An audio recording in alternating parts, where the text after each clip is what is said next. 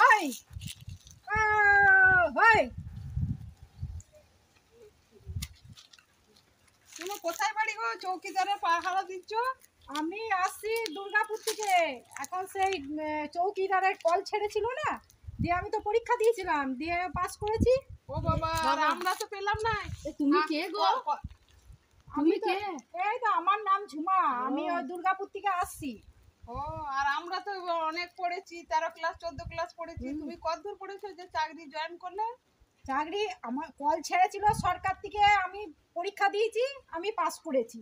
এবারে সেটা তোমরা ইয়ে করতে পারতে, যখন কলটা ছাড়ে তখন তোমাদেরকে একটু খোঁজ খবর লাগাতে হতো।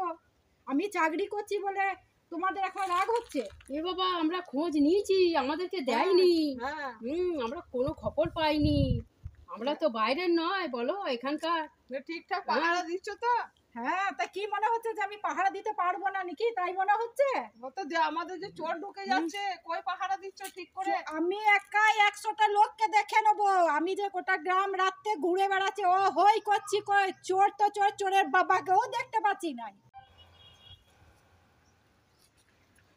ও মা, কি পাহারা দিচ্ছ? কি পাহারা দিচ্ছ? পাহারা দিচ্ছ?